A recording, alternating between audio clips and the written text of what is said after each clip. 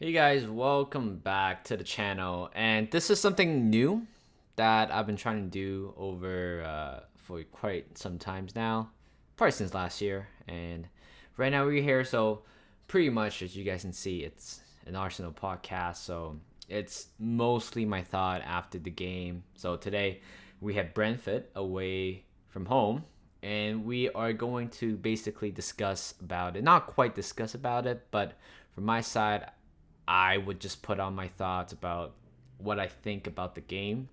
So there are a lot to talk about, but I would not be covering all the transfer news and stuff, something like that, because I'm not quite of an expert in terms of finding the right resources or finding the right materials to talk about it. But of course, I will still talk about a little in terms of what I know currently. So okay, this game against Brentford. So I've been really excited. It's been like what, like two 3 months that we don't have Premier League football. Of course, we have the Euros, but after that, as a fan from not European or anybody, I'm just a very normal Canadian living in Canada. And of course, Arsenal, it's a team where I grew up with since I was probably 5 or 6. And it is heartbreaking to see what's going down the path of, what Arsenal has become. So you know what? A lot of people, when I was in high school, a lot of people laughed at me. Oh, Arsenal was like, top four every year. Top four is boring. Yeah. Whatever. But then right now, the thing is, we can't even get into top four. This is something that we really do have to improve on, and it's we've been talking about this for the past 45 years now. The club is just declining. Owners, technical directors, and everybody in the club, including the board in general, should be the one to be blamed. And you know what? I'm just tired of seeing the results of how bad it has become over the years. When we talk about like 10 years ago, we have like what like Fabregas, Van Persie, Nasri, Daniels, and all these players. They're not like top class at that point, but then they are still able to play entertaining football under Arsene Wenger. After he left, then Unai Emery came in, did a pretty decent job for the first like what 5 6 months, but then losing out to Chelsea in the Europa League final, it's always a painful one because that's our only ticket to Champions League, and we can't even get that. That's something that quite breaks my heart. And we sit in the Europa League, of course. Unai got sacked because just poor runs of games, and Arteta came in. I thought, okay, might be our savior. He might be the guy to bring Arsenal back to glory, but unfortunately not. Last year, there was a point where we just couldn't win games after the game against Manchester United. Couldn't score goals as well, and the October goal of the month that year, 2020, is basically Aubameyang's only goal, or Arsenal only goes against Manchester United, and it's a spot kick. And of course, after 3 months of not actually winning games in the Premier League, I was really fed up. But and then the game against Chelsea at home, we beat them 3-1, and I thought, okay, this might be the turning point, right? Because we won like the next game against Brighton, I think. And then there's analysts saying that, oh, Arsenal if like Arsenal, what, like, they would be, how do you say this? So I think what they're saying is, oh, Arsenal is at third after the Christmas break or something like that. I mean, honestly, those stats doesn't make sense to me, because you could have, or they could have win games, or they could have done better early in the season. In second season, it wouldn't be such a burden in terms of like how they play, or how they're trying to catch up with other teams like Spurs, Leicester, West Ham eventually.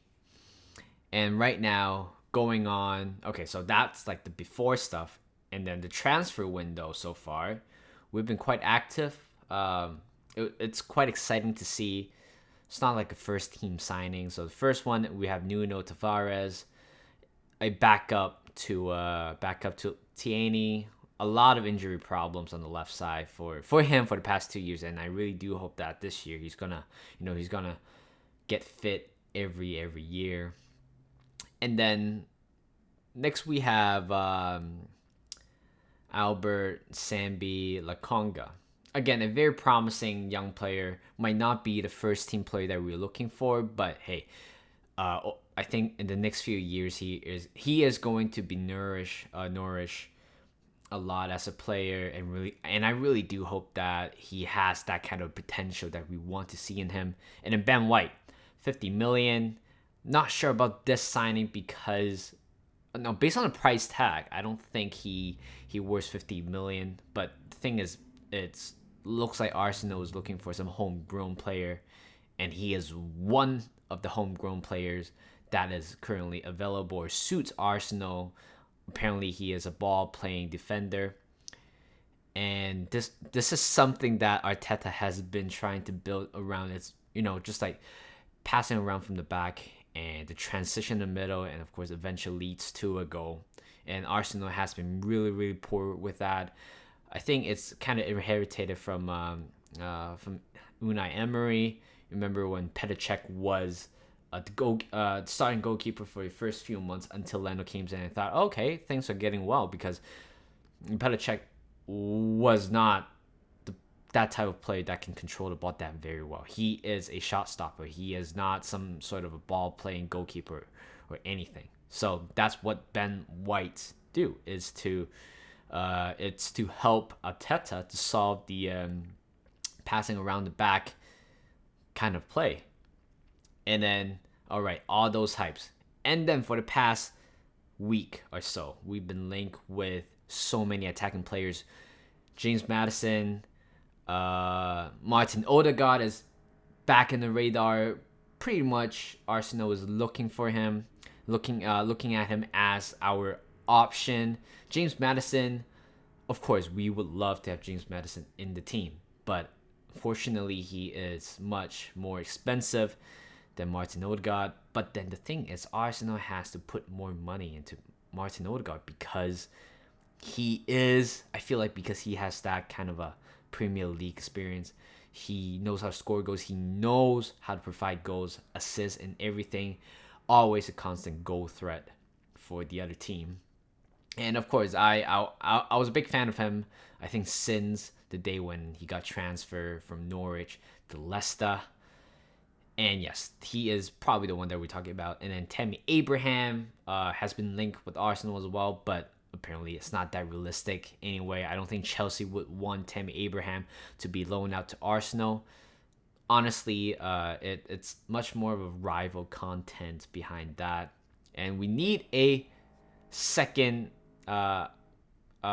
choice goalkeeper. We've been linked with Aaron Ramsdale. The deal fell through because it's too expensive. It's too expensive to spend $24 million to spend on a relegated side goalkeeper. I know he's homegrown again. I know he is English international, but still, that's too expensive to find a second choice goalkeeper. We have Onana from Ajax, I think. From Ajax, of course, he's been banned because he is like doping in his body or whatsoever, and he won't be available until November. But again, you can sign him. And fingers crossed for the first 3 months. I hope nothing nothing serious happened to Bernd Leno, no injury whatsoever, being healthy, and then you can start easing Onana into the first team. So, and he's like what, $6 million, and of course he's like really cheap. Arsenal's not going for him. I don't know what's the fuss behind it. I don't know what they're thinking about. And then what we have is, again, Martin Odegaard. I think it was decent last year, but not that type of player we're quite looking for. And it's something that just kind of bizarre me, how you can actually spend a little bit more money on James Maddison to actually get a really, really good player. But again, it's Arsenal. I there's nothing I can say about it. I guess it's just the whole. I don't necessarily blame the players, but of course Arteta should be the one to be blamed for what's going on right now, because they could have signed easily one or two more. I don't want to wait till the end of the transfer window to see like, oh wow, okay, well we signed somebody finally that considered to be top class or world class. But then you gotta think about, we have Chelsea next, and also Chelsea and also Man City next. We have West Brom, I think, in between Chelsea and Man City game with the Carabao Cup. But yeah, it's just I just don't think Arsenal acts quick enough in terms of transfer activity. Yes, we signed 3 signings, but they aren't necessarily first team. And like Thomas Partey is out for 2-3 weeks, and you won Laconga, quite inexperienced. I know he has a lot of potential, but today he actually did quite a decent job. I would give him a pretty highly rated 7.5 or 8 in terms of the player's rating. I'll go through that eventually. Okay, so moving on into today's game. I know Lacazette and also Aubameyang are sick, unwell. They are unwell to play. They're not fit to play, so they are out. First instinct you go for in terms of the attacking options that we have is Balogun. We wanted him to stay, and finally he is staying for a long-term contract, long-term deal. But today's game, we can't really fault him, because eventually it is his first ever Premier League start, and I believe he might have came on as a sub before last season. I'm not quite sure in the Premier League whatsoever, but again, it is such a big stage for him, to represent Arsenal in the first game of 2021 and 2022 season. And today, he was a little bit shaky here and there. There's a moment in the first half where Tierney crosses to him. He turned, tried to take an extra touch, but then it was a little bit too late. And you got shout out to Brentford, by the way.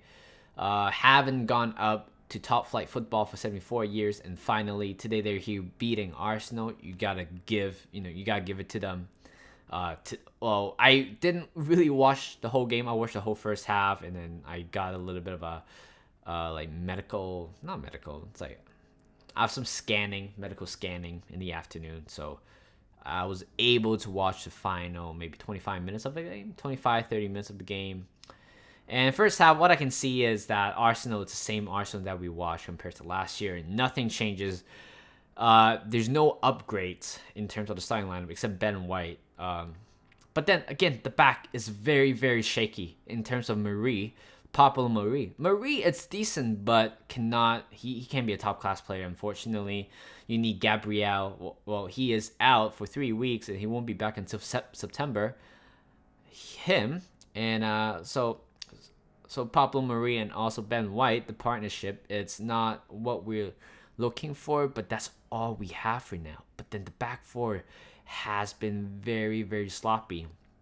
First goal, the way how he conceded first goal, I was really, really mad, because controversially, you can say the ball, before Chambers kicked the ball out, it was kind of over the line, so he could have given a goal kick.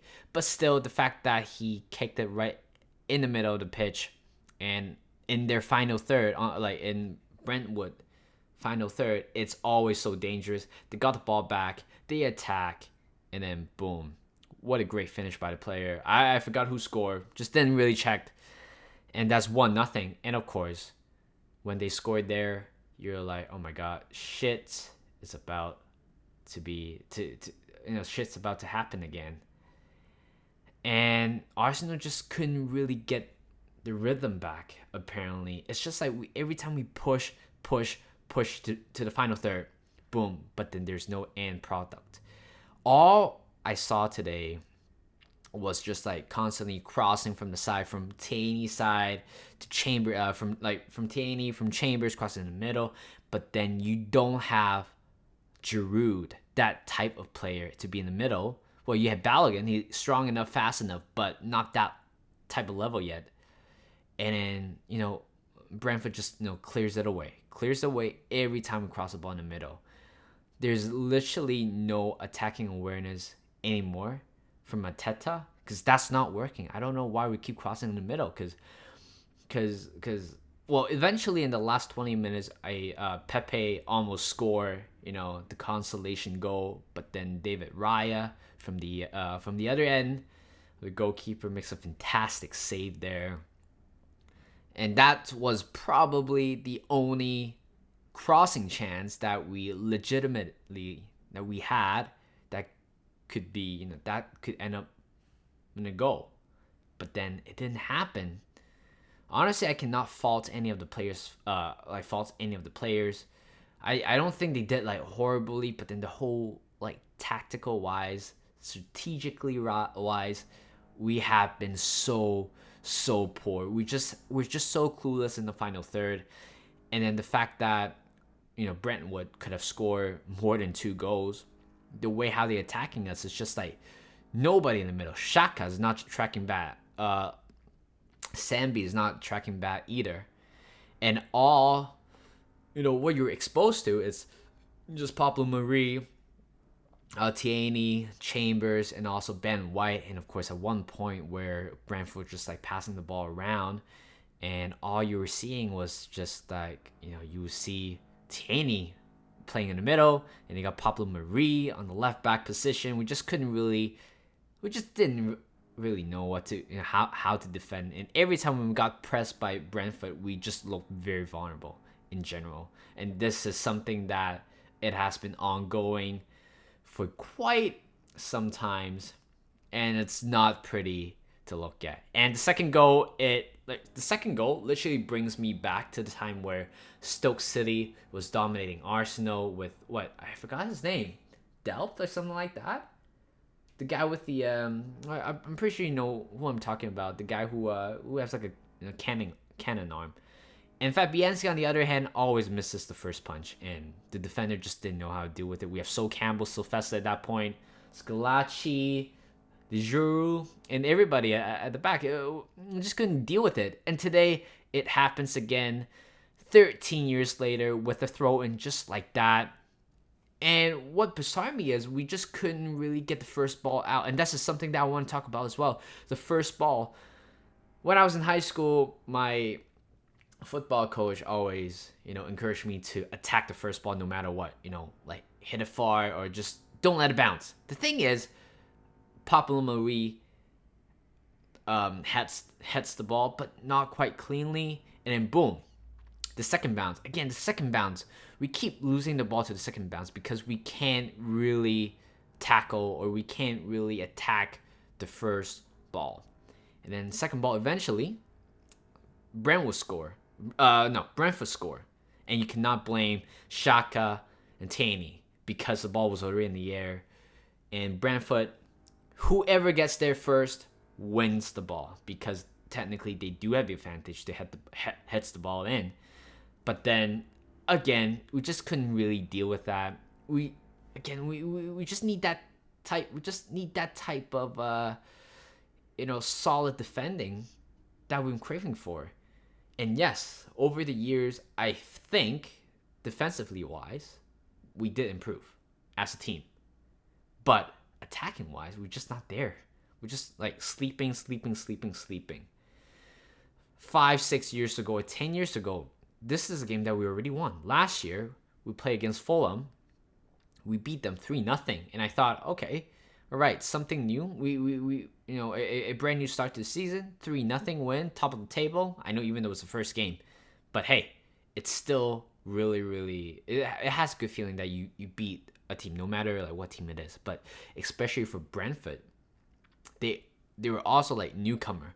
And they haven't played top flight football for 75 years. And we just lost to them. Yes, you can partially blame the injuries that we have and the lack of transfer activity that we have. But then the thing, it's yeah, I know it sucks to say this, but it's not entertaining to watch Arsenal anymore. Even though before, 10 years ago, when we were losing, there's something that we can watch, something entertaining that we can watch.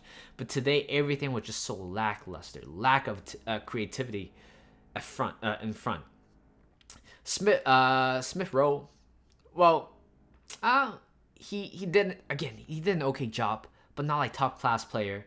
And then he's wearing number 10, and I don't. The thing is, like, I'm not quite sure if I think he's too young to take that number 10 shirt. I felt like it should be somebody who has more experience than him. Like, for example, if James Madison joined Arsenal earlier, he can take a number 10, and Smith Rowe would probably number 8 or something like that. But apparently, the thing is, I'm scared that Smith Rowe can't live up to the hype of it. And of course, Brentford, they have been like trying to time wasting already towards the end of the first half. And this is something that it sucks to see, because you can tell Arsenal doesn't have that heart to play. Even though we're down by one, it's not the end of the world. And I always believe that even though they're down by one, second half they're gonna change the rhythm a little bit. But again, it's still like really, really poor from outside, and it just sucks to see how Arsenal has become. Of course, right after the second half, didn't watch it, and then popped back on literally at the 65 minutes, where Balogun just got subbed off, and he put Saka on. And of course, shout out to Brentford fans again for giving him a very warm ovation in terms of what happened in the Euros final. And Saka again did like amazing job. We're just so good at going forward, but we just don't have the end product. And we so far we still can't find that type of player. Like right now, like I said, it's better than Aubameyang. In my opinion, Aubameyang just couldn't score in the whole preseason. Aubameyang kept missing a lot of sitters. Like I said, somehow score like a couple of goals or something like that, but at least he provides that kind of a goal threat compared to Aubameyang. So in terms of Aubameyang sitting, if he's not playing, I wouldn't be surprised, and I wouldn't be so against it, even though he's on the bench. And of course, today is basically we just got Arteta just took our best player out. Honestly, I hate to say this, but like I said, Aubameyang, they are still relatively the best attacking players that we have in the team. But then that's something that sucks to say, because they're not as good as they used to be anymore. And right now we're relying on Nketiah sometimes. And right now, Balogun to play in this game, to play in the Premier League. And of course, it's not good enough. I felt like Balogun should be given a few first team chances in the first half of the season. Second half, I might see him going out on loan, because it's more like I feel like, or I want to bring in a striker in, because with all the attacking options that we have, it's not good enough. Martinelli, I don't really quite see him as a central forward, but mostly on the left side of the wing, or on the right side, but he plays on the left side. And today's game, we just see how the final third of our attacking options or attacking strategy just becomes so numb. We just couldn't really find a shot in the end. It just becomes boring because we couldn't take a shot. And the last 10 minutes, you can see Xhaka tried goes for goal over the bar. Sambi tried goes for goal over the bar. Pepe tried to goes for goal, but wasn't even on target. And Nuno Tavares, who came on for Chambers, took a shot again over the bar. And you can see how that reflects in a team, is where you have no options. You have no options in the box. What you're gonna do? Take a piss out of it and just shoot. But again, what are the chances of actually providing, scoring a goal from that distance? No way, because they're not technical long shot shooter. And of course, at that point, 10 minutes left, we just play so poorly. I didn't even try to think, oh, Arsenal might have a chance to come back from, 2-0 down, and oh, somehow a miracle happens, and they came back 3-2. No way, no fucking way. And once I blew the whistle, I just quickly turned off the TV. There's no way I can watch this shit anymore, guys. I have to be very authentic with you guys, but this is literally how I think. And to start off this season with a loss, 2-0 loss against a newly promoted team, Brentford. It's, you know what, it just gives you really tough times ahead. We have Chelsea next, Man City next. You know what? Today was the only opportunity. I feel like it's the only opportunity that we have to win. To win the game in August, because Chelsea, they just bought Lukaku, and they won Super Cup, and also they won Champions League. Of course they're gonna beat us, even though we're at home. But I don't see ourselves beating Chelsea. In preseason, we lost to them by personal mistake. We just constantly have a lot of like personal mistakes that cost us goals. And Man City, last season's champion, of course, they try and defend the title. Of course, Jack Grealish is in the team, and pretty likely Harry Kane might be joining the team as well.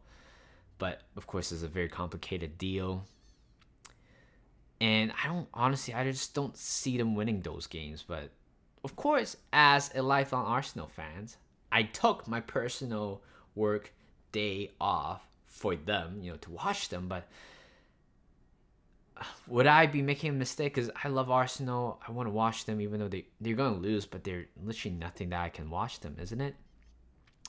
So, yeah, with West Brom and Carabao Cup, maybe the only thing that we can go for is Carabao Cup this season. But God, they're not gonna do. They aren't gonna do anything for you, isn't it? So even you win it doesn't mean anything. I don't think so.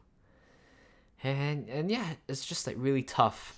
So this is basically how I think about Arsenal's like previously, like 10, 15 years ago, till now. How I felt about the transition from Wenger era to Arteta, and some transfer activity that I just went through briefly over the summer, and we'll talk about Brentford's game. And in terms of my rating for today's game, Bernd Leno, I gotta give it a 5. Poor distribution again. I have to say it. Just every time when he's on the ball, I just don't feel good about it. Maybe the same level of anxiousness as when Petacek has the ball. Apparently, I'm gonna give him 5. Chambers, I gotta give it a 4. Just poor again. The way how he clears the ball, and the fact that how easily he was beaten in the first goal. It was the same as Bernd Leno. Crosses are non-threatening today. Ben White, I would give him a 6. Not much of a mistake here and there, but then he just came on for the team. First debut for the team, so not too well. I think he did a much better job compared to other players. Pablo Maria, I gotta give it a 5 again. Just like poor from him. Just again, the second ball, he's not fast enough at all. He might be as slow as Per Mertesacker, but not that slow. But the only thing that can help him in terms of the game sense is his anticipation in terms of where the ball is going. And I don't see it from him today. Yeah, he won quite a lot of area attack, but then every time when he tried to chase people down, there's one point where I thought Brentford's going to score is when he was behind the striker, and he just pulled his arms up like, oh, I'm not trying to foul him, but you gotta give him a little bit pressure from behind. You can't just let him shoot. Honestly, if that goal score, you can tell how poor Pablo Marie is in that game. But I think overall, he's the only options that we have, so I can't complain. Tane, I gotta give him 6. Last year, I tricks that he does in terms of like taking on players, uh, you know, uh, faking the players from right, to left, and a lot of crosses that he had today has been closed down by Brentford. Uh, Potentially he would have an assist for to Pepe, but greatly saved by David Raya. In the middle, Shaka's been poor again. He almost gave up the ball at our at the final third, of course, our own half. I'm gonna give him a 5 today, and Sambi gotta give him a 6. Again, Premier League debut for the club, and considerably he is like really young. He actually did a quite decent job in terms of like picking up players in picking up players in terms of passing to them here and there. Distribution is quite decent. Pepe got give it a 5. Nothing happened. Just feels like he's been trying to dribble a lot to the left, to the right. You can pretty much guess his body language in terms of which direction he's going. The only goal threat that we have is actually from him, surprisingly. Martinelli got to give it a 5. It's not good enough. Can't really blame him, to be honest. He didn't really have a preseason game for Arsenal. He just came back recently. And I'll give it a 5. Nothing to watch here. Smith Rowe got to give it a 6. Of course, he created something happen. Some through ball eventually in the second half. That kind of works, but we just don't have the final third. Got to give him 6, but could have done better. Balogun, give it a 4. I'm just being really, really honest here, is because I don't think he is. I don't think he is there yet in terms of Premier League experience. But it's always good to see such a young player to actually take on to the squad. But yeah, am I missing anybody? I think that's it. And of course, Saka came on and actually did a much better job on the left hand side. Reece Nelson came on, but nothing. There's nothing to watch. Tavares also came on, and nothing to watch as well. So NA. Just can't be bothered. Those two players who came on in the end didn't really do too much, but of course I won't blame them. In terms of like, I don't quite blame the players, to be honest. A few individual mistakes, but otherwise I am excited to see what Arteta has to say about the whole transfer activity, how he thinks about the game, or how he tried to approach to the game is just completely atrocious. Just woeful, isn't it? And yeah, I think that would be all for today. I'm just really, really gassed out right now. I built up that hype, and right now they lost 2-0, and I'm going to sit here for the rest of my day and probably just cry in bed, to be honest. All right, catch you guys later. Peace out. Like this video, subscribe to my channel. If you're an Arsenal fan from Vancouver or from anywhere else, or just an Arsenal fans in general, just subscribe to my channel. I do this hopefully weekly if I don't burst my nuts out. All right, okay. I'll see you all next time.